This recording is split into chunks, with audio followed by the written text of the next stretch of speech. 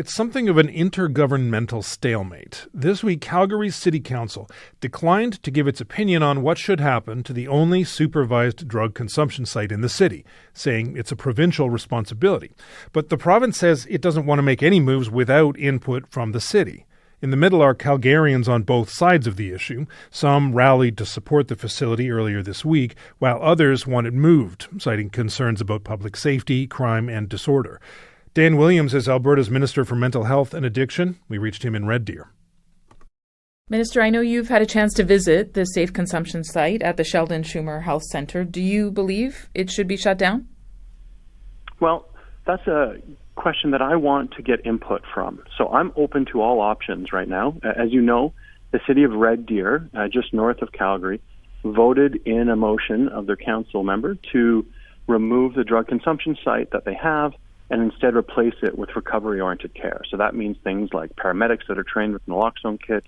That means things like recovery coaches, with detox beds, rapid access, addiction medicine unit that would be there as well. And that's the kind of thing that's on offer to Calgary as well in this conversation. And I was looking forward to hearing their feedback. As you know, City Council decided not to make any decision one way or another. Mayor Jyoti Gondek said, quote, "We don't want to weigh in on something that does not belong to us," unquote. They say it's a provincial decision. It is under your jurisdiction, obviously. This is your decision to make, she says. And she said also that they've said their piece on this years ago, and that if you feel it can be done better, take action. Don't punt it to us, is what she's saying. What's your response to the mayor? I think that's a bit of a myopic view and unfair. It's absolutely appropriate for provincial governments to ask for input from municipalities, especially Calgary, which is our province's largest municipality, especially when it comes to important decisions that affect public safety, like a drug consumption site does in downtown Calgary. And public safety is definitely a municipal concern that the city of Calgary is responsible for. So I'm looking for feedback. I'm not looking to punt anything. There's no doubt that healthcare is a provincial jurisdiction, that I'm the minister responsible for mental health and addiction. But I think Albertans expect the minister of the provincial government to work with municipalities. And if they vote for the status quo as they did, or they say they want nothing to do with it, that's up to them. And I suppose the Calgarians can have their say on what they think of that. For my part, I think it's good for me to be engaging with my municipal partners. Councillor Courtney Walcott, who represents the riding where this facility sits, responded to a statement you made after City Council's vote saying, quote, "He can deflect all he wants, but this is Williams' decision, and the end results, they're in his portfolio and on his hands," unquote. What do you say to that? They're suggesting you're trying to offload a politically controversial decision to the city when it sits and belongs to the province. Yeah, again, I think that the city councillors are missing the point, the forest from the trees. It is good and appropriate for me to ask for their position. The truth is, I think that there are alternatives to the only policy that's been on offer for Canadians for the last 25 years when it comes to addiction. Instead of exclusively looking at the harm reduction model that articulates itself in drug consumption sites and in unsafe supply into our communities, which is government-funded heroin, instead, there is an alternative to get people health care that brings them out of addiction and into recovery. You mentioned the examples in Red Deer. You're proposing other alternatives, so why not just implement those alternatives and shut down this site if that's what you think would be better? Well, I think that I wanted to start by having a conversation with the municipality.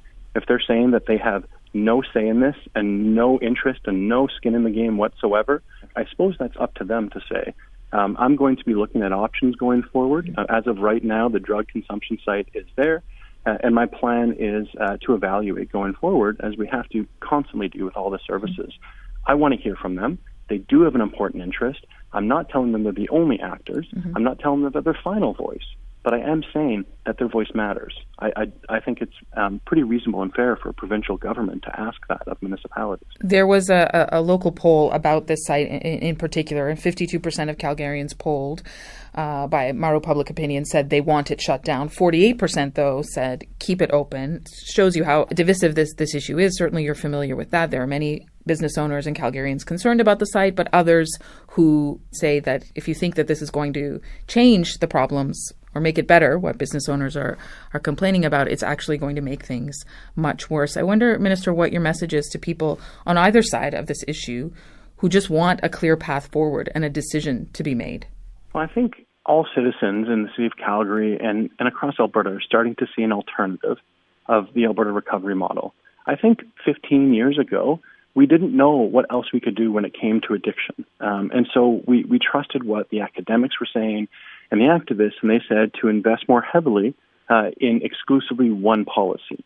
And it's demonstrable when you walk down the streets of Toronto where you are, or Red Deer, the city I'm in, or in Calgary, that the addiction crisis is public, it's getting worse, and it's affecting our family members and our communities so much more than before.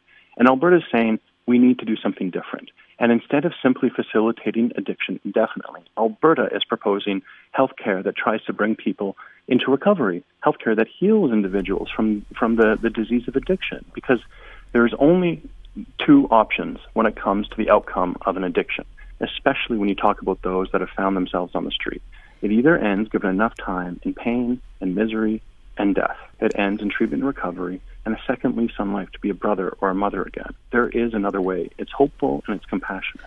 Minister, before we let you go, we do want to ask about what is set to happen this weekend. Premier Danielle Smith, as you know, is facing a leadership review. You're a member of her cabinet. Are you confident she has the support of the UCP membership? I am. I'm confident, and I'm excited to see this wonderful example of, from my understanding, the largest single elected partisan event in Canada. This party membership has let leaders loose before, have cut them loose. What makes you so confident that this time it will be different and that her job is safe? You never know for sure. Of course, I want to be responsive to the membership and to those who elect me. But what I've heard anecdotally, I come from Northwest Alberta, they think that she's done a very good job in the year and a half since the election. So I'm optimistic that they're going to vote that way. And that's what I'm hearing. Minister Williams, thank you for your time. Okay, I appreciate the time, Neil. Thank you so much.